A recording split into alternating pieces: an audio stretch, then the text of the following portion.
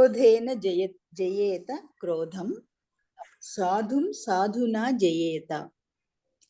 జయేత కదర్యం దానేన, జయేత సత్యేన చానృతం. అక్రోధేన జయేత క్రోధం అంటే క్రోధాన్ని అక్రోధంతో అంటే కోపం తెచ్చుకోకుండా జయేత జయించాలి. సాధుం సాధునా జయేత సజ్జనులను సుజనతతో జయించాలి. కదర్యం అంటే అక్కడ పిసినారి అనమాట. కదర్యం దానేన జయేత అంటే పిసినారిని దానంతో జయించాలి. జయేత సత్యేన చ అనృతం. సజ్జనులను అసత్యాన్ని సత్యంతో జయించాలి. అస్తు మహోదయ. సంస్కృత భాషాధ్యయనేన సర్వా అపి భారతీయ భాషాః సారల్యేన అవగంతుం శక్యంతే.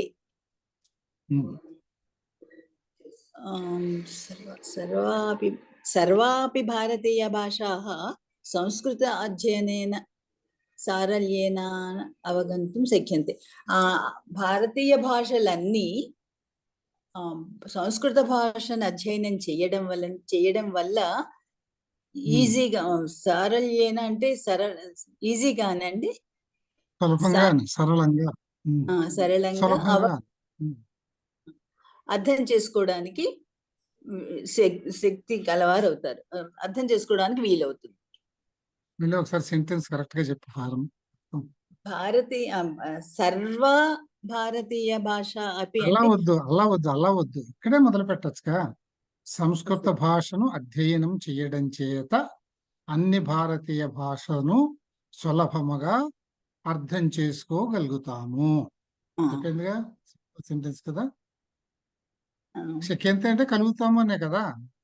చదవగలుగుతాము, తెలుసుకోగలుగుతాము, సులభంగా అర్థం చేసుకోగలుగుతాము, తెలుసుకోగలుగుతాము. ఓకే, అట్లా అది స్ట్రెయిట్ గా ఉంది సెంటెన్స్, చక్కగా వెనక్కి ముందుకి ఏమి అన్వయ క్రమంలోనే ఉంది, డైరెక్ట్ గా. అది తర్వాత యత్రోహి తత్ర ప్రతిశతం 60%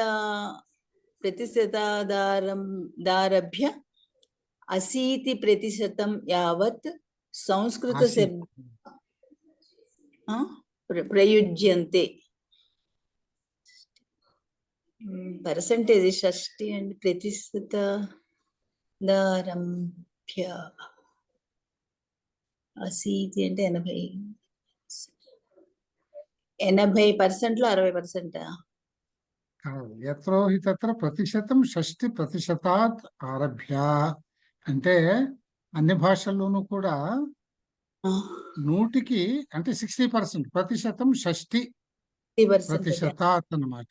తత్ర ప్రతిశతం 60% ఆరభ్య అంటే 60% నుంచి 80% వరకు, అంటే ప్రతి భాష యందు కూడా 60% నుండి 80% వరకు యావత్ సంస్కృత శబ్దాలనే, యావత్ అంటే సంస్కృత శబ్దాలనే ప్రయోగిస్తారు. అంటే ప్రతి భాషలోనూ కూడా 60 to 80% సంస్కృత పదాలే ఉంటాయి అని చెప్తున్నాడు అన్నమాట.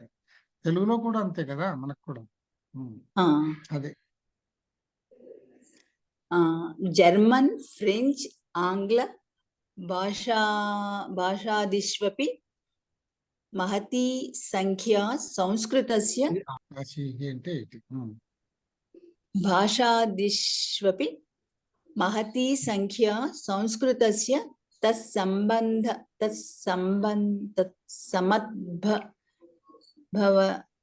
తత్సమద్భవ శబ్దానాం. జర్మను, ఫ్రెంచి, ఆంగ్ల భాష ఎక్కువ సంఖ్య సంస్కృతం నుంచి వచ్చిన తద్భవ సంబంధం అంటే సంస్కృతానికి సంబంధించినవే ఉంటున్నాయి. ఇది మళ్ళీ చదువు, ఇది ఒకసారి మాట. తత్సమద్భవ.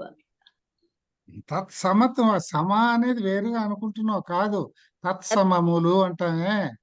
తత్సమములు తద్భవములు అంటాం కదా. తత్సమ అది తత్స సమతద్భవం అంటే తత్సమములు తత్సమ అంటే దానితో సమానమైనవి అని అర్థం. జనరల్ మీనింగ్ ఓకే ఓకే తత్సమ. భవ ఓహో తత్సమ తద్భవ ఓకే శబ్దానాం తత్సమ సంస్కృత తద్భవ శబ్దాలే అది. ఆ, ఆ, సంస్కృత నుంచి అవే అన్నట్టుగా కదా సంస్కృత శబ్దాలే అంతే అంతే. ఏవం ఈవెన్ విజ్ఞాయతే అంటే జర్మన్, ఫ్రెంచి, ఆంగ్ల భాషలలో కూడా ఎక్కువగా సంస్కృత తత్సమ తద్భవ శబ్దాలే. తత్సమ అంటే సరిపోతుంది. నేనంటే దాని నుంచి తద్భవ అంటే దాని నుంచి వచ్చింది అనుకున్నాను. అదే అర్థం. సమాభవ అలా ప్రతి తత్సమం తద్భవం అంటే తెలుసా? తెలుసు తత్సమం అంటే దాంతో సమానం, తద్భవం అంటే దాని నుంచి వచ్చింది అనేనా? అంతే. అంటే సంస్కృత శబ్దాలని ఇప్పుడు శబ్దము అనే మాట వాడాం మనం. శబ్దము అంటే డైరెక్ట్ గా తత్సమమేది. అది సాంస్క్రిట్ కూడా, తెలుగు మాట కాదు అది. కొన్ని ఏమిటి సంస్కృత శబ్దాల్లో నుంచి కొంచెం రూపభేదం చేసుకుని ఇక్కడ కొత్తగా పుడతాయన్నమాట. అవే శబ్దాలు కొంచెం రూపభేదం చేసుకుంటాయి. వాటిని తద్భవాలు అంటాం. అంటే ఆ సంస్కృత పదం నుంచి పుట్టినది అని అర్థం అనమాట. తత్భవం తత్ సమం అదే శబ్దం యాజిటీస్ గా వాడింది. ఆ శబ్దం నుంచి జన్యమై ఇక్కడ వాడబడినది అని అర్థం అనమాట. తత్సమాలు తద్భవాలు తెలుగులో కూడా అదే అంటాం మనం. నార్మల్ గా మనకి తత్సమాలు తద్భవాలు అనేవి 60% దాకా సంస్కృతం ఉంటుంది తెలుగులో కూడా. జాతీయం అనేది 20% కూడా ఉండదు. జాతీయం అంటే మన నేటివ్ అనమాట. అది తర్వాత ఏవం విజ్ఞాయతే యత్ భాషా విజ్ఞాన దృష్ట్యా సంస్కృత భాష బహుమూల్యో నిధిః.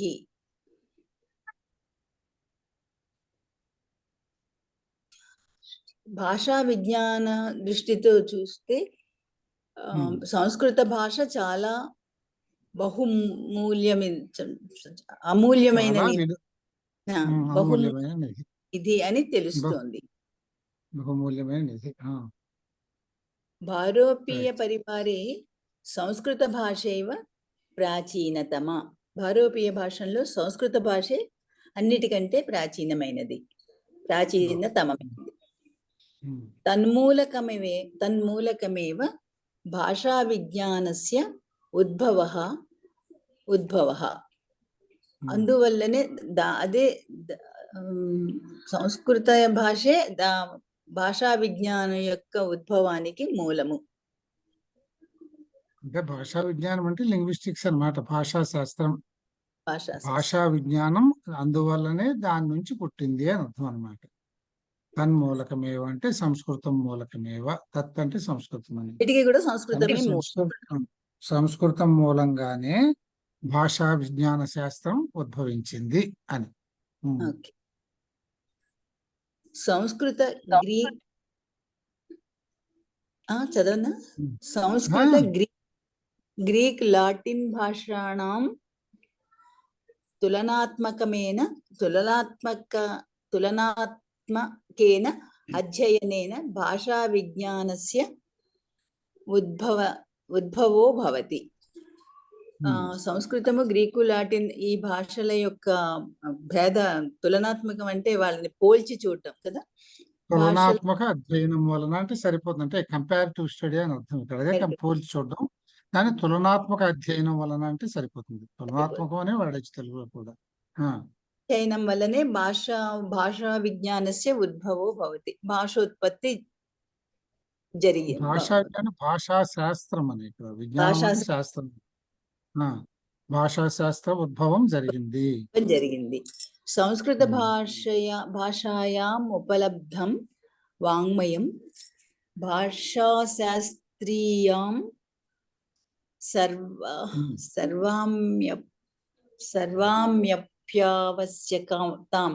సర్వామపి ఆవశ్యకతాం పూరయతి. అన్ని భాషల యందు కూడా అవసరమైనటువంటి ఖాళీలను పూరిస్తుంది అని. అవసరమైనటువంటి భాగాలను పూరిస్తుంది అని అర్థం అన్నమాట ఇక్కడ. సర్వాం అపి ఆవశ్యకతాం పూర. అన్ని భాషల యొక్క ఆవశ్యకతలను సంస్కృత భాషలో లభిస్తున్న వాంగ్మయం పూరిస్తుంది అని చెప్పారు. అంతే. ఉమ్, ఏతాదృశీ ఏది? సంస్కృత భాష ఉమ్, సర్వైరపి అధ్యేతవ్య ప్రచారణీయా చ. ఈ విధమైన ఉమ్, సంస్కృత భాష, ఈ విధంగా ఉమ్, సంస్కృత భాష అందరి చేత అధ్యయనం చేయబడాలి, ప్రచారం కూడా చేయబడాలి. ఉమ్, సంస్కృత భాష వికాసः మానవజాతి వికాస ఇది సర్వైరపి మంతవ్యం. సంస్కృత భాష యొక్క వికాసమే మానవ జీవిత వికాసం కింద అందరూ భావించాలి. మానవ జాతి వికాసమని అందరూ భావించాలి, అందరూ అంగీకరించాలి. బాగుంది. వరుసగా ఈ శ్లోకాలు చదువుకుంటూ వెళ్ళిపోదాం. ఈ శ్లోకాలకి అప్పుడు శ్యామల ఆ అసైన్మెంట్స్ కనుక పద విభజన అన్ని రాసావు కానీ అన్వయ క్రమాలు అవిని ఇందులో అక్కర్లే, ట్రాన్స్లేషన్ లో స్ట్రైట్ ట్రాన్స్లేషన్ రాసేస్తే సరిపోతుంది. ఇది ఒక్కొక్కటి చదువుదాము. ఎవరు చదువుతారండి ఫస్ట్ శ్లోకం? ఈ ఎప్పుడు చదవని వాళ్ళు ఎవరైనా చదవండి. ఎవరు చదువుతారు? ఎవరు మొదలు పెడతారు? నేను చదువుతాను సార్. ప్లీజ్ భారత్ చదవండి. సహసా విదధీత న క్రియామవివేక పరమాపదాం పదం వృణుతేః ఉమ్, విమృశ్య కారిణం గుణలుబ్ధా స్వయమేవ సంపదః. ఏ కార్యాన్ని కూడా అలా చదవడం కాదు, ఇవి చదవద్దు. ఇది నేను రాశాను కానీ దీన్ని చూస్తూ చెప్పండి. నాకు దీన్ని ట్రాన్స్లేట్ చేస్తూ మీరు సొంతంగా చెప్పండి. సహసా అంటే ఏమిటి, విదధీత, అట్లా వాటిని ఆర్డర్లో పెట్టి సహసా చెప్పండి. సహసా వెంటనే, విదధీత అంటే న క్రియామవివేక అంటే ఆలోచించుకోకుండా, క్రియామవివేక పని చేయకూడదు. విమృతేః మళ్ళీ విమృశ్య చెప్పండి. ఇది సహసా విదధీత నక్రియాం అవివేక పరమాపదాం పదం. ఇది మళ్ళీ నాకు చెప్పండి, అలా కూడా తీసి చెప్పారు. అర్థం చెప్పండి నాకు. సహసా అర్థం కింద ఉన్నది కరెక్టే. సహసా అంటే వెంటనే, విదధీత ఆలోచించకుండా, నా క్రియామవివేక పనిని చేయకూడదు. పరమాపదం పదం అవివేక అని చదివేశారు మీరు. అవివేక ఎక్కడ చెప్పారు? పని చేయకూడదు క్రియామవివేక అంటే నా క్రియాం అని చెప్పారు. క్రియా అవివేక ట్రాన్స్లేషన్ రాలేదుగా అందులో మీకు ఆ భాగంలో. అంచేత అవివేక సహసా విదధీత న క్రియాం, ఇక్కడికి అయిపోయింది. సహసా విదిత న అవివేక క్రియా పరమాపదాం పదం, అది రెండో సెంటెన్స్. అవివేక అంచేత సహసా విదధీత నా క్రియాం అంటే, విదధీత అంటే యోచించడం, బాగా ఆలోచన చేయడం, అంటే బాగా విచారించకుండా, క్రియాం పనిని, సహసా తొందరపడి, నా క్రియాం అంటే పనిని తొందరపడి పనిని చెయ్యకూడదు అని అర్థం అనమాట. అంటే విషయాన్ని లోతుగా విచారించకుండా, దాన్ని నిశితంగా యోచించకుండా ఏ పనిని తొందరపడి చెయ్యకూడదు. సహసా అంటే తొందరపడ్డం అనమాట. మీరు అన్నది బాగానే ఉంది. వెంటనే అన్నారే, అలా అన్నా పర్వాలేదు, చేయకూడదు అని. అప్పుడు రెండో సెంటెన్స్ అవివేక పరమాపదాం పదం, పరమ ఆపదాం పదం. అవివేకము మహా ఆపదలకు ఆశ్రయము అని దీనికి అర్థం. అట్లా చెప్పాలి. నెక్స్ట్ సెంటెన్స్ చెప్పండి. వృణుతేః విమృశ్యకారిణం గుణలుబ్ధాః. వృణుతేః ఇప్పుడు కూడా మనం శ్లోకాన్ని ట్రాన్స్లేట్ చేసేటప్పుడు ముందు అన్వయ క్రమాన్ని మనం ఊహించుకోవాలి, ఏర్పాటు చేసుకోవాలి. అప్పుడు మనకి అవుతుంది. ఇప్పుడు వృణుతేహి విమృశ్య కారణం గుణలుబ్ధాః స్వయమేవ సంపదః అని ఉందనుకోండి. ఇప్పుడు ఏం చేయాలి? ఇక్కడ మనం ఏం చెప్తున్నాం, ఏమని తొందరపడి చేయకూడదు, బాగా ఆలోచించేయాలి అని చెప్పాం కనుక అట్లా ఆలోచించే వాళ్ళని అని ప్రారంభం అవుతుందిగా సాధారణంగా. అంచేత విమృశ్య కారణం, అది అట్లా మొదలు పెట్టుకుంటాం అన్నమాట. అన్వయ క్రమంలో విమృశ్య కారణం గుణలుబ్ధాః. విమృశ్య కారణం ఏమండి? విమృశ్య కారణం అంటే బాగా యోచించి చేసే, విమృశ్య విమర్శనాత్మకంగా చేసేవాళ్ళు అనమాట, పని చేసేవాళ్ళు. కారణం అంటే పని చేసేవాళ్ళు, అంతే కదా. అంటే ఇక్కడ ఏం రాసాం మనం, విదధీత అంటే ఇక్కడ నిశితంగా యోచించక చేయకూడదు అని రాసాం ఇక్కడ. అంచేత ఇక్కడ విమృశ్య కారణం అంటే నిశితంగా యోచించే చేసేవారు అని అర్థం అనమాట. దాన్నే ఇక్కడ మనం ఏం చేసాం, యోచించి చేసేవాని. అంచేత విమృశ్య కారణం గుణలుబ్ధా సంపద స్వయమేవ వృణితే. ఇది ఇట్లా అన్వయక్రమం. అంటే విమృశ్యకారిణం అట్లా యోచించి చేసేవాడి వారికి అట్లా యోచించి వారికి వారిని కారణం వారిని ద్వితీయ ప్రయోగం ఇది.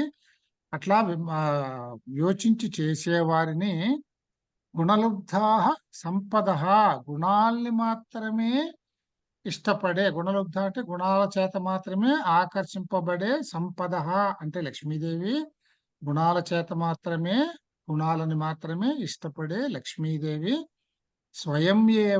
స్వయంగా వృణితే వరించి వస్తుంది. వృణితే ధాతువు అంటే ఎంచుకోవడము అన్నమాట, సెలెక్ట్ చేసుకోవడం. వృణితే హి విమృశ్యకారిణం హి, అటువంటి యోచించి చేసేవారినే, హి అంటే అది యోచించి చేసేవారినే గుణముల చేత ఆకర్షింపబడే గుణలుబ్ధా సంపద లక్ష్మీదేవి స్వయంగా వృణితే కోరుకొని వస్తుంది, వరించి వస్తుంది. ఇది అర్థం చెప్పాల్సిన పద్ధతి. ఇప్పుడు మీరు దీన్ని చదివేయండి, ఇది ఒకసారి చదవండి, మీకు ఇప్పుడు బాగుంటుంది.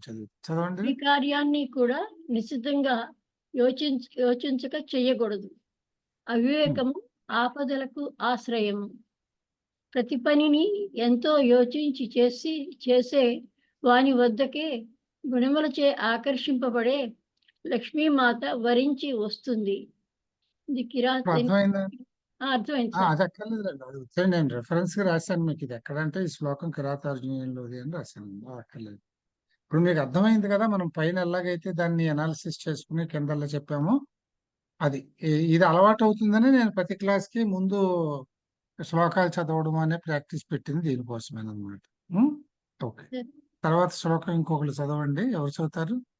విద్యా నామ నరస్య రూపమధికం ప్రచ్ఛన్న గుప్తం ధనం.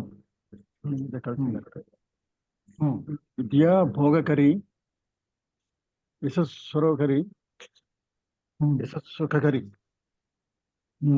విద్యా గురూణాం గురుః. విద్యా బంధుజనో విదేశగమనే విద్యాపరం దైవతం. విద్యా బంధుజనో విదేశగమనే విద్యాపరం దైవతం. ఓకే. విద్యా రాజ సుపూజ్యతే నతు ధనం విద్యా విహీన పురుషు. ఇది కొంచెం పాపులర్ గానే ఉండేటువంటిది శ్లోకం. విద్యా విహీన పశువు అని చెప్పి స్వామి వాడుతూ ఉంటారు. అవును, విద్య లేనివాడు వింత పశువు. వింత పశువు, విద్యా విహీన పశువు. విద్య లేనివాడు పశువుతో సమానం. విద్యా నామ నరస్యరూపమధికం. నరునికి విద్య సౌందర్యాన్ని అధికం చేస్తుంది. కరెక్ట్. అంటే రూప సౌందర్యాన్ని అధికం చేస్తుంది, భౌతిక సౌందర్యాన్ని. కరెక్ట్. ప్రచ్ఛన్న గుప్తం ధనం. ఇది గుప్తధనం లాంటిది. ప్రచ్ఛన్నం అంటే స్పష్టంగా అర్థం ఏంటండి? స్పష్టంగా కనిపించే ధనం, గుప్తంగా ఉండే ధనం. ప్రచ్ఛన్నము, ప్రత్యక్షము అంటే కనపడేది, ప్రచ్ఛన్నము అంటే కనపడనిది. గుప్తం కూడా అంటే ఉండేది ప్రచ్ఛన్నం. గుప్తం అంటే అదే, అది కూడా అదే కదా అర్థం. అంతే, గుప్తధనం అంటే అదే. ప్రచ్ఛన్న గుప్తం అంటే అదే ఒకటే మాట్లాడు, వాడుకలో అలా వస్తాయి అంతే. గుప్తధనం కనిపించని ధనం, దాచుకున్న ధనం అన్నమాట అండి. కనిపించదు కానీ దాచుకున్న ధనం లాంటిది. విద్యా భోగకరి, అన్ని భోగాలని ప్రసాదిస్తుంది విద్య. యశస్సుఖకరి, కీర్తిని సుఖ ఆనందాన్ని ఇస్తుంది.